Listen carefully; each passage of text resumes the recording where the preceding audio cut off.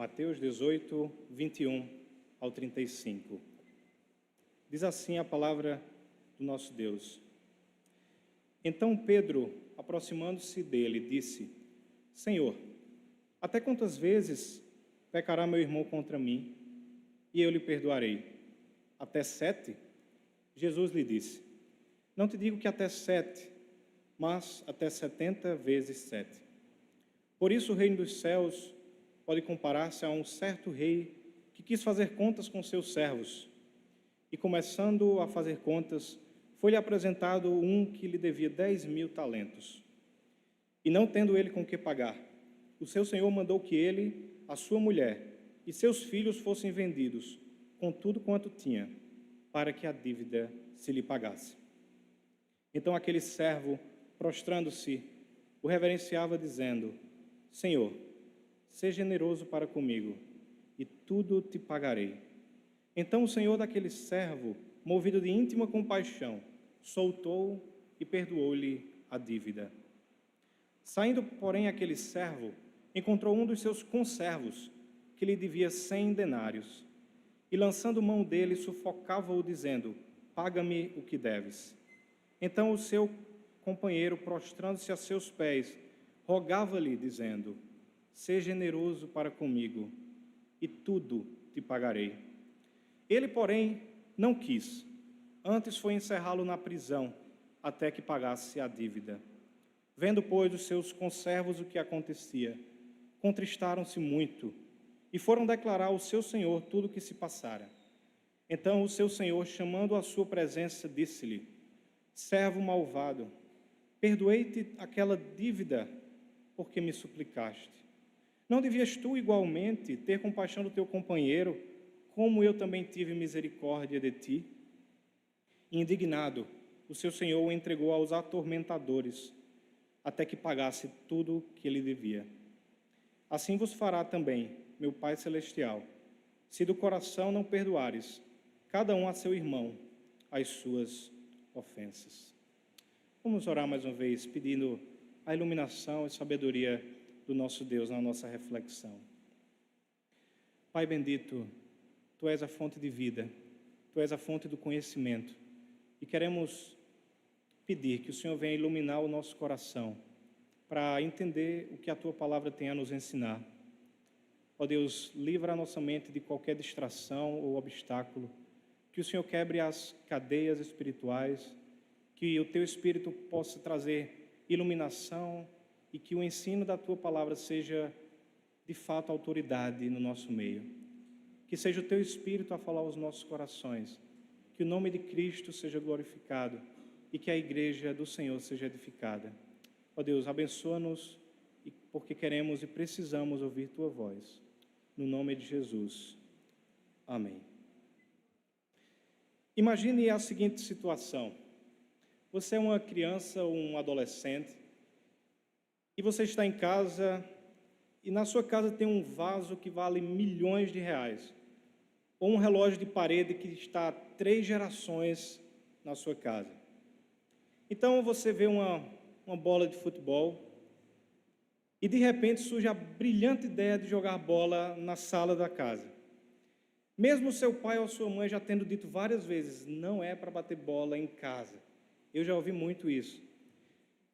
Mesmo assim, você começa a bater bola e numa desatenção ou simplesmente desabilidade, como seria o meu caso, a bola vai direto naquele vaso e naquele relógio. E aí você vê aquele relógio caindo em câmera lenta, parece que a vida vai passando diante dos seus olhos, algo terrível aconteceu. E de repente você ouve os passos do seu pai, da sua mãe, até a sala. Eu vou dizer 2 reações possíveis que eles poderiam ter. Na primeira, o pai chega até o filho, a criança diz: Você agora tem uma dívida comigo. Me pague o que você deve amanhã. Uma segunda reação seria o pai chegar ao filho e dizer: o que você fez foi errado, foi contra o que eu tenho lhe dito, você descumpriu a ordem, mas eu te perdoo. Qual das duas atitudes você gostaria de receber? Qual das duas reflete a compreensão bíblica sobre o perdão? Nessa noite eu quero refletir com a igreja sobre a prática do perdão. Esse dever que são tantas vezes ressaltado nas Escrituras, especialmente no Novo Testamento, mas parece ser o mais difícil exercício espiritual que nós temos. Também é o que é menos entendido pela cultura secular. O que a Bíblia tem a nos ensinar sobre o perdão e o que isso tem a ver com a nossa vida, o nosso cotidiano. Tendo a palavra de Deus como nosso guia a partir dessa passagem que lemos, eu quero refletir sobre 4 pontos principais. Primeiro, a extensão do perdão. Segundo, a natureza do perdão. Terceiro, a oposição ao perdão. E quarto, a base do perdão. Mantenha sua Bíblia aberta, que nós vamos percorrer essa passagem que lemos em Mateus 18, 21. E o primeiro versículo trata de Pedro, o apóstolo, chegando ao Senhor. E ele pergunta: Senhor, até quantas vezes pecará meu irmão contra mim, e eu lhe perdoarei? Até 7? Jesus lhe disse, verso 22, não te digo que até 7, mas até 70 vezes 7. Pedro havia ouvido Jesus falar, alguns momentos antes, aquilo que está no versículo 5 desse mesmo capítulo. Diz assim: ora, se o teu irmão pecar contra ti, vai e repreende-o entre ti e ele. E se ele te ouvir, ganhaste o teu irmão. Essa instrução, esse comando de Jesus, provavelmente ficou na mente de Pedro. E ele compreendeu que deveria ser ele a tomar a iniciativa de procurar a reconciliação, num espírito de perdão. Mas quantas vezes deveria tomar essa atitude? Era uma questão honesta, algo que estava na sua mente, mas revelava uma compreensão inadequada, incompleta sobre os ensinos de Jesus e sobre o perdão. Então ele vai até Jesus e faz a pergunta que estava moendo a sua consciência: Senhor, quantas vezes eu tenho que fazer isso? Quantas vezes pecará o meu irmão e eu lhe perdoarei? E é interessante que ele mesmo dá uma proposta de resposta. Devo perdoar até 7 vezes? Eu acho que ele queria impressionar Jesus com essa suposta generosidade. Não era 2, 3, 5, mas o número da plenitude, 7 vezes. É como você chegar para sua namorada ou para sua esposa e dizer assim: o dia dos namorados está chegando, o que é que nós vamos fazer? Que tal uma viagem romântica? Eu penso que, na mente de Pedro, ao ouvir essas palavras, Jesus iria elogiá-lo pela sua generosidade, abertura de coração. Mas se essa era a expectativa de Pedro, ela foi frustrada, porque havia algo errado com essa compreensão do perdão. Porque o perdão não é uma mercadoria que você sai para distribuir. Pense num representante comercial, você tem aquele estoque de mercadoria e você vai deixando nos seus clientes, e aquele estoque vai diminuindo, as peças vão ficando mais escassas, até que chega um momento que você não tem mais disponível para a distribuição. O perdão não é uma mercadoria assim, que você vai distribuindo até o momento que você para. E é por isso que Jesus responde no verso 22, não te digo que até 7, mas até 70 vezes 7. Jesus entra nessa linguagem quantitativa de números que Pedro trouxe. E ele multiplica o número que representa a plenitude. Ele diz 70 vezes 7. Jesus não quis dizer perdoe exatamente 490 vezes, mas aí quando você ultrapassar disso, não perdoe 491. Não é essa a compreensão, não é esse o sentido da palavra. O que ele quis dizer a Pedro foi perdoe sem cessar. Jesus não coloca limites no perdão. A ideia aqui é essa: se alguém está contando a quantidade de perdão, essa pessoa de fato não está perdoando. E é essa a extensão do perdão que se espera dos discípulos de Jesus. Não conte, seja generoso, até 70 vezes 7, sem cessar, sem impor limites. É a extensão do perdão que a Bíblia e o Senhor Jesus ordena aos seus discípulos.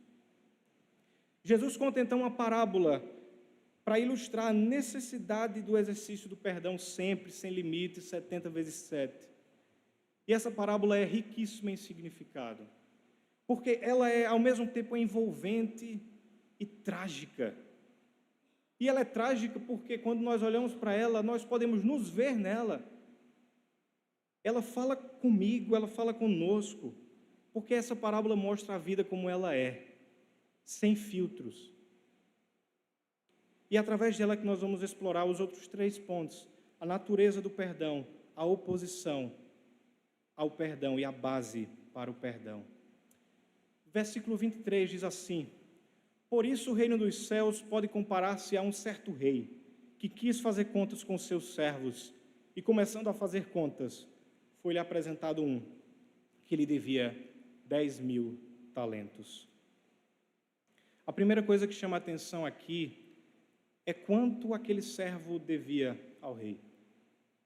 10.000 talentos é uma quantia incrivelmente alta, é algo irreal. O Senhor Jesus traz essa quantia exorbitante de maneira deliberada, proposital. Um trabalhador comum ganharia 1 talento em 1 ano de trabalho. Então essa dívida seria equivalente a 10.000 anos de trabalho. A intenção de Jesus, portanto, é falar de uma dívida que é infinita e imensurável. Não dá nem para contar. Não dá nem para saber quantos zeros são direito. Nós não sabemos como e por que aquele servo chegou nesse ponto, essa dívida tão alta. Mas no texto nós percebemos que o servo não põe a dívida em causa. Ele não questionou o cálculo, porque a dívida de fato existia. Ele era de fato devedor do rei. Então o rei confronta aquele servo e exige que ele pague. Mas nenhum ser humano podia fazer isso. Não havia possibilidade de recuperar aquele dinheiro. O débito era impagável. Então segue o texto no verso 25 e diz que o rei, não tendo o servo com que pagar, o rei seguiu um costume daquela época que era vender os devedores como uma forma de atenuar a dívida. Então ele decide fazer isso, vender a família, tudo que tinha, como escravos. Mesmo que até essa decisão não fosse trazer a quitação integral da dívida, era muito alta, mas era uma forma de tentar atenuar o débito. Então ele dá a sentença, mas numa linguagem jurídica, antes da execução da sentença, vem o servo e toma uma atitude desesperada. Verso 26. O servo prostrou-se diante dele e lhe implorou: tem paciência comigo e eu te pagarei tudo. Mesmo sendo uma dívida impagável, o servo implorou por paciência, com o desejo de restituir tudo que o rei havia perdido.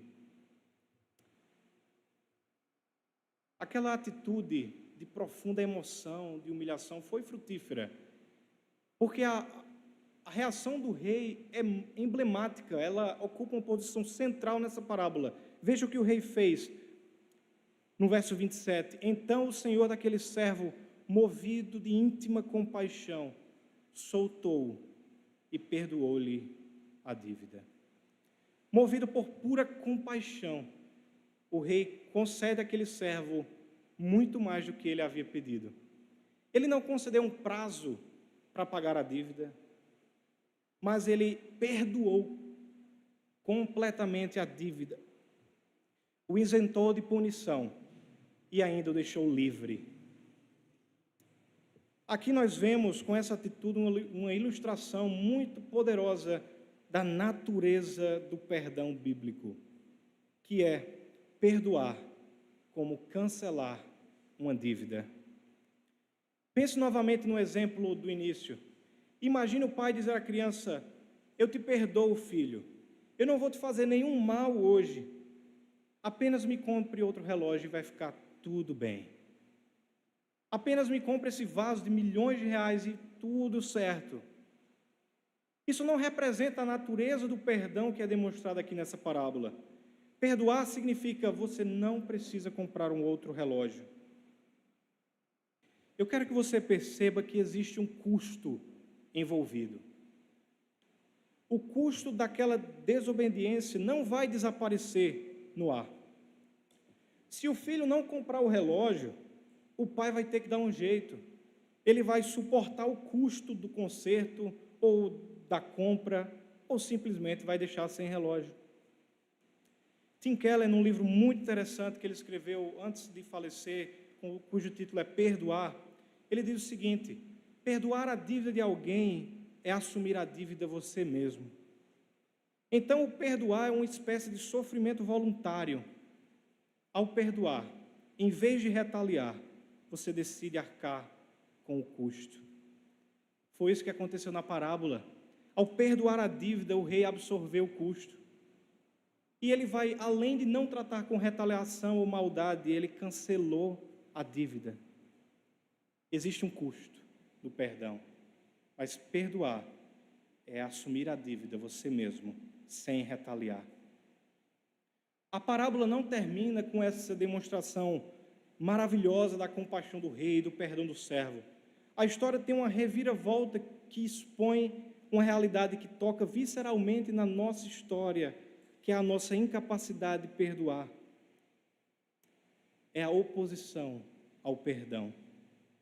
Verso 28 diz assim: indo, porém, aquele servo encontrou um dos seus conservos que lhe devia 100 dinheiros. 3 informações importantes são relatadas aqui. Primeiro, aquele encontro entre os 2 servos se deu logo após o encontro do rei e do servo, momento em que o servo foi perdoado. Então, poucos momentos depois de ele ter sido perdoado com tamanha graça, ele encontrou aquele conservo. Com certeza, aquele livramento e o perdão que ele recebeu estavam vívidos na sua mente, era impossível esquecer. Segundo, o homem que ele encontrou era o seu conservo, ou seja, era alguém na mesma posição que ele. Terceiro, o conservo devia 100 denários. Comparado com 10.000 talentos, que era o que ele devia ao rei, aquela quantia era uma mixaria, era alguns centavos. Então, qual seria a atitude esperada daquele homem diante do que há poucos momentos aconteceu com ele? Qualquer pessoa ouvindo essa narrativa esperaria uma abordagem que refletisse o tratamento compassivo e generoso que ele recebeu. O dever daquele homem era permitir que a misericórdia do seu Senhor, da qual ele foi o beneficiário há poucos momentos, fosse o padrão, o exemplo da conduta dele para o conservo. Mas o verso seguinte afirma o que ele fez. Verso 28. E lançando mão dele, sufocava-o, dizendo: paga-me o que me deves.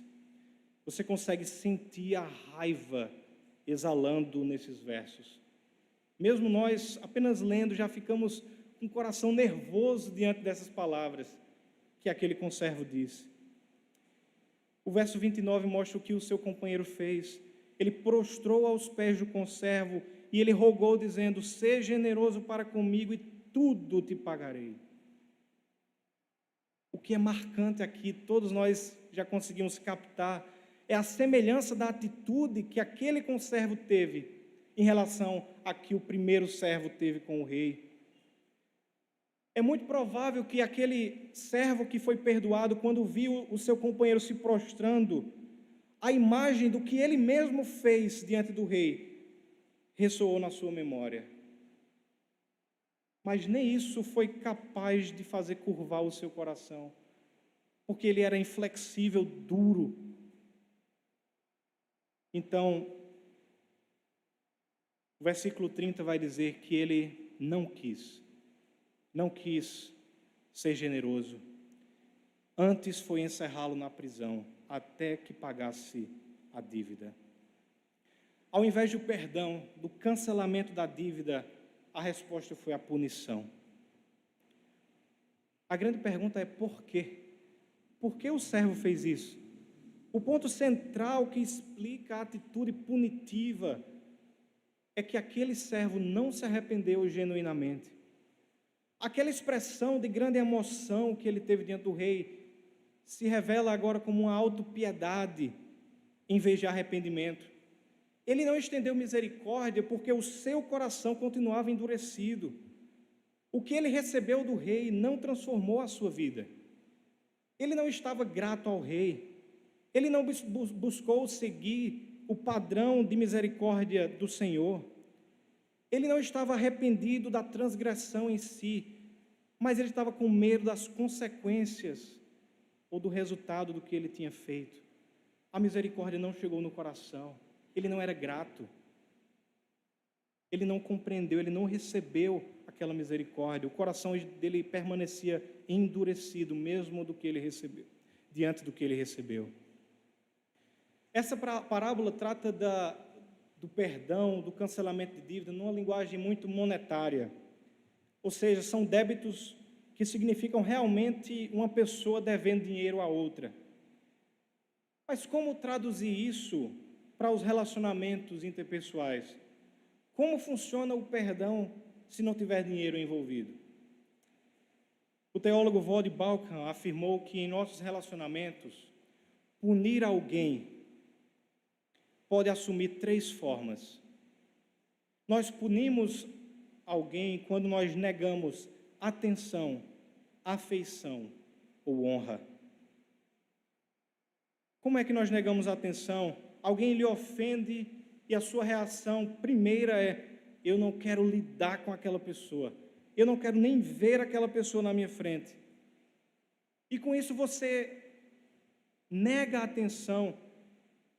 Com isso você está dizendo: eu quero lhe punir, eu não vou cancelar a dívida, eu quero que você pague. Isso é um meio de punir aquela pessoa. Ou você até dá atenção, mas você nega a afeição. Você até consegue estar no mesmo ambiente, mas não há entusiasmo, não há carinho, não há simpatia, não há ternura. E com isso você também diz: eu quero que você pague, eu vou lhe punir, negando a você a afeição de outrora. Ou ainda, nós negamos honra. E o exemplo clássico seria alguém que está com raiva dos seus pais, por exemplo, mesmo tendo dito, entre aspas, que perdoou alguma situação, mas no dia do aniversário dos pais, não dá a mínima, não liga, não honra os pais. Isso é negar a honra como uma forma de punição. Eu não vou dar a mínima para os meus pais, porque eu quero que eles saibam que eu estou punindo-os. Essa é a maneira que eu quero que eles paguem. Até que em algum momento eu vou determinar se a dívida foi paga ou não, e eu vou voltar a honrar. Eu não sei se você já percebeu que as crianças às vezes fazem isso. Basta pedir uma coisa aos pais e o pai diz: hoje não. E o que é que a criança vai fazer? Vai cruzar os braços, vai virar a cara e vai passar um tempo sem nem falar com os pais. Sabe o que é isso? É negar a afeição, atenção e honra. E nós sabemos que isso é errado. Será que nós não fazemos o mesmo? Nessas situações, o perdão é da boca para fora. Porque o que o coração realmente nutre é a punição. Eu te perdoo, mas eu quero que você pague. E a maneira que eu vou usar para lhe punir é negando essas 3 coisas. Isso é muito problemático. Sabe por quê? O que você estava dizendo e fazendo na prática é o seguinte: Deus pode até perdoar a sua ofensa, essa coisa que você me fez, mas o meu critério é muito mais alto. O sacrifício de Jesus pode até ter perdoado, ou pode até ser suficiente para perdoar essa sua falha, mas para mim o que é importante é a punição. Veja como isso é difícil, veja como isso mexe no nosso relacionamento com Deus, na nossa própria teologia. O problema, então, é que muitas vezes nós concebemos o perdão como isso: eu te perdoo, porque eu não vou te tratar mal, não vou retaliar, não vou fazer um olho por olho, dente por dente, mas eu quero que você pague. O final da parábola vai confirmar para nós qual é a base do perdão. Os versos 31 ao 35. Vendo, pois, os seus conservos o que acontecia, contristaram-se muito e foram declarar ao seu senhor tudo o que se passara. Então o senhor, chamando-o à sua presença, lhe disse: servo malvado, perdoei-te toda aquela dívida porque me suplicaste. Não devias tu igualmente ter compaixão do teu companheiro, como eu também tive misericórdia de ti? E indignado, o Senhor o entregou aos atormentadores, até que pagasse tudo o que lhe devia. Assim vos estará também, meu Pai Celestial, se do coração não perdoares cada um a seu irmão as suas ofensas. Algumas pessoas podem pensar, a partir da leitura desse texto, que o perdão de Deus é conquistado ou merecido por meio do nosso perdão aos outros. Mas não é isso que Jesus está dizendo. É o contrário. O perdão de Deus é a base para o nosso perdão aos outros. Se você não perdoa, isso revela que você ou não entendeu ou não aceitou a graça imerecida do perdão de Deus. A base, a motivação, o poder do perdão nos nossos relacionamentos é o perdão que nós recebemos de Deus. Você pode perguntar, mas que perdão é esse? Como é que opera esse perdão? A verdade bíblica é que todos nós somos devedores de Deus. Romanos 3:23, porque todos pecaram, estão destituídos da glória de Deus. E essa dívida é impossível de ser paga por nós. Não somos capazes, a dívida é muito alta e nós não temos recursos para quitar. Então, como é que Deus resolve esse problema? Como Deus é justo, Ele precisa punir o pecado, a dívida precisa ser paga. Por outro lado, Deus é amor e Ele deseja estender o seu perdão. Como conciliar a justiça e o perdão? Se Deus simplesmente perdoar, sem dar um jeito na dívida, a dívida vai precisar ser paga, mas nós não conseguiremos fazer isso. Será que há alguma esperança? A resposta é o centro do Evangelho, é o coração do Evangelho. Deus enviou o seu Filho para pagar a dívida. Na cruz do Calvário, a justiça foi exercida e o perfeito amor foi revelado. Deus uniu o seu perdão à satisfação das exigências da sua justiça. Então a justiça foi feita em relação ao pecado e a porta foi aberta para o perdão. Jesus recebeu a punição que nós merecíamos por nossa dívida de pecado. E com isso, Deus perdoa os que creem nele. E Ele cancela a dívida que nós temos. Deus nos perdoa porque Ele mesmo, na pessoa de Jesus, pagou a dívida. Pense, por exemplo, no banqueiro que sabe que aquela pessoa, que um funcionário tem uma dívida enorme. Sabe o que pode acontecer? O banqueiro chegar e uma outra pessoa, um terceiro, dizer: eu quero pagar a dívida de fulano. Então, aquele banqueiro recebe o dinheiro, cancelou a dívida, mas será que houve perdão? Parece que não. Mas se for o próprio banqueiro a perdoar e a cancelar a dívida, se ele colocar do próprio bolso o dinheiro e dizer: eu paguei por você, agora a sua dívida está cancelada, você foi perdoado. Foi isso que Jesus fez. Jesus, o próprio Deus, foi à cruz. É o que alguns autores chamam da autossubstituição de Deus. O próprio Deus encarnado, Jesus, foi à cruz para pagar a dívida E Paulo vai dizer que ele cancelou o escrito de dívida contra nós, pregando sobre a cruz e expondo à vergonha os principados e potestades. Jesus pagou a nossa dívida. Isso é motivo de alegria, de júbilo na presença de Deus. Mais uma vez, Tim Keller diz assim: todo pecado acarreta uma dívida, e a dívida nunca desaparece. Ela será paga, ela é paga de uma maneira ou de outra. Alguém vai pagar. Ou alguém o substitui para que você seja perdoado, ou você paga a sua própria dívida. Ela jamais desaparece sozinha. Essa é a aplicação central da parábola. Quando nós percebemos a dimensão da dívida que tínhamos com Deus, o sacrifício que Ele fez para nos dar o perdão, a graça que me alcançou, a atitude que vai fluir é a de perdão, de misericórdia e de compaixão. Aqueles que receberam esse perdão agora perdoam 70 vezes 7. O apóstolo Paulo expressou isso de uma maneira muito clara em Efésios 4:32. Sede uns para com os outros benignos, misericordiosos, perdoando-vos uns aos outros, como também Deus vos perdoou em Cristo. Sempre que alguém lhe ofender, reflita como isso se compara com a ofensa que você cometeu contra Deus e o perdão que você recebeu dele. Eu tenho certeza que isso vai ajudar a repelir qualquer tentação de seguir o mesmo caminho daquele servo que não perdoou o seu companheiro. Quando alguém lhe ofender, volte para a cruz, veja a face do seu mestre naquele monte do Calvário. Ele não teve que derramar menos sangue por você. Você é igualmente devedor, pecador. Mas Ele lhe perdoou. Essa é a nossa base de perdão. Essa é a motivação do perdão que nós devemos aplicar.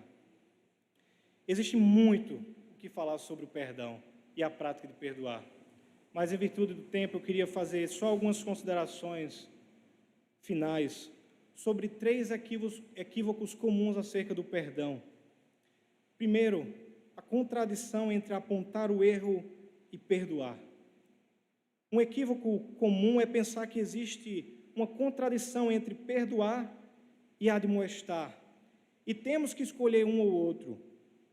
Mas não é isso que a Bíblia ensina. Perdoar não é fechar os olhos sobre a ofensa, dizer que o pecado não é pecado, abandonar qualquer desejo de estabelecer a verdade. A Bíblia nos orienta nos 2 sentidos, tanto que devemos repreender o ofensor, apontar o erro para que ele possa se arrepender, mas também nos ordena a perdoar.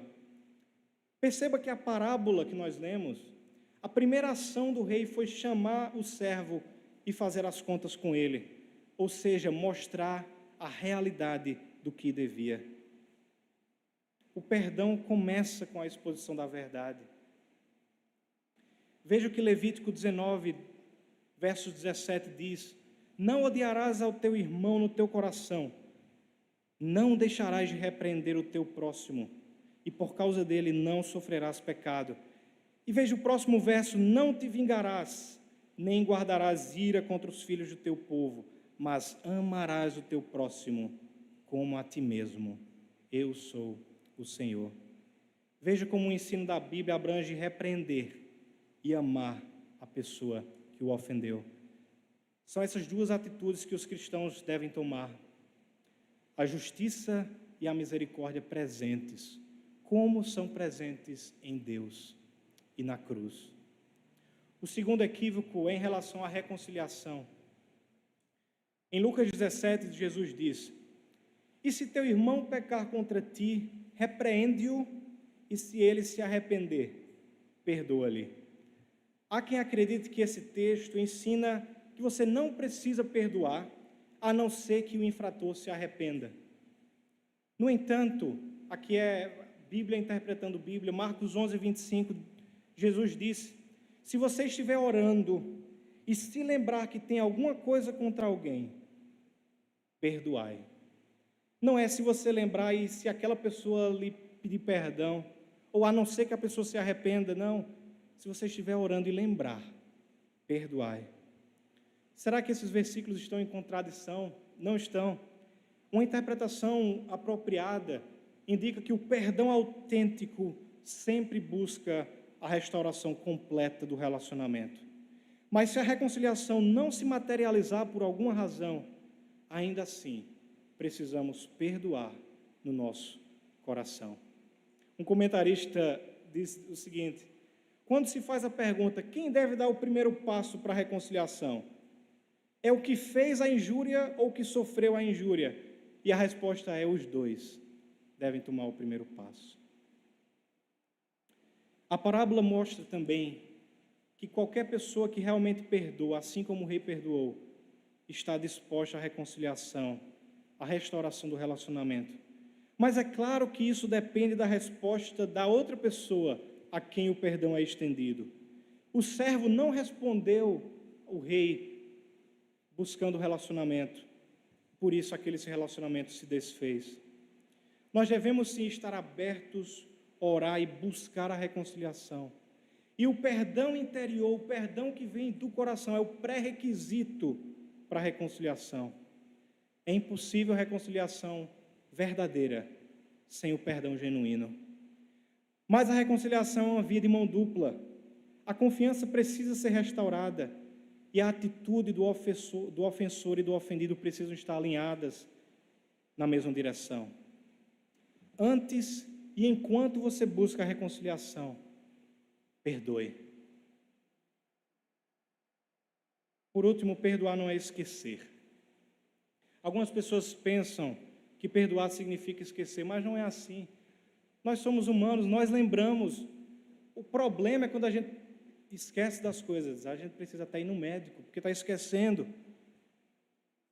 Na verdade, perdoar é você encontrar aquela pessoa que lhe ofendeu. E mesmo se as lembranças persistirem em aparecer na sua mente, é você ter a capacidade de afirmar, pela graça e pelo poder de Deus: eu renuncio qualquer direito que eu penso ter de punição e de vingança.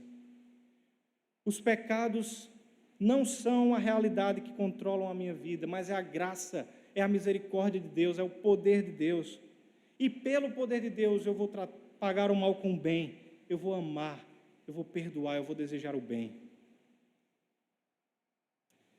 Para concluir, queridos, se você ainda não conhece a Cristo, a sua maior necessidade é receber o perdão que Deus oferece por meio do sangue de Jesus. Arrependa-se dos seus pecados. Creia no Senhor Jesus, porque Ele é o único que pode cancelar a dívida do seu pecado. Ele é o único que pode lhe libertar, que pode cancelar a dívida do que você fez contra Ele e oferecer o perdão. E se você crê no Evangelho, mas continua rancoroso ou guarda ressentimento, ou nega atenção, afeição ou honra, isso mostra no mínimo que você está impedindo o efeito real do Evangelho na sua vida. Ou talvez você, na verdade, nunca recebeu essa graça, essa misericórdia, esse perdão de Deus. Talvez você nem mesmo creia no Evangelho de verdade, porque a misericórdia de Deus é o que vai nos fazer misericordiosos. Com isso eu quero lhe perguntar: quem você deve perdoar hoje? Quem você vai perdoar essa semana? Quem você vai buscar para ser reconciliado nessa semana? Se Deus traz à sua mente situações, pessoas, memórias, não negligencie o que o Espírito pode estar falando no seu coração. E lembre-se, você pode perdoar, porque você foi perdoado por Deus.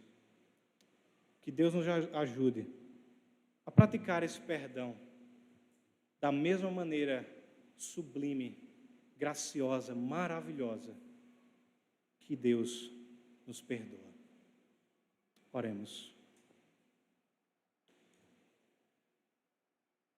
Senhor, nós precisamos de Ti. Ó Deus, nós temos pecado contra o Senhor, contra o nosso próximo. E a Tua palavra, ó Deus, vai de encontro àquilo que fazemos até mesmo no secreto. Ó Deus, e pedimos que o Teu Espírito venha frutificar essa palavra. Traz na vida da Tua igreja uma compreensão firme, sólida do perdão, mas que não seja apenas boa teologia. Ó Deus, que seja uma prática de vida. Ó Deus, ajuda-nos a perdoar como nós somos perdoados. Nós queremos hoje olhar para a cruz e nós vamos participar da ceia do Senhor. Deus, ajuda-nos a lembrar do que Cristo fez por nós. Ó Deus, nós queremos olhar para a cruz e realmente entender que ali estava o meu pecado, a minha dívida. Era eu que deveria estar ali naquela cruz. Eu é que devia pagar, não Jesus, o Santo, o Filho de Deus. Mas, ó Deus, ajuda-nos a receber essa misericórdia, essa graça. Ó Deus, e que o Teu caráter de infinita misericórdia seja para nós o exemplo do que nós devemos fazer hoje à noite, amanhã e todos os dias. Ó Deus, ajuda-nos a perdoar, a buscar a reconciliação, a amar o próximo, a amar os nossos inimigos, a viver à altura do Evangelho. Ó Deus, nós não queremos cultivar amargura, não queremos cultivar ressentimento. Ajuda e purifica o nosso ser, para que o Teu nome seja glorificado e que o mundo veja que a Tua igreja é um povo do perdão, é um povo que serve e perdoa, porque foi muito, infinitamente perdoado por causa do Teu grande amor e compaixão. Para a glória do Teu nome. Amém.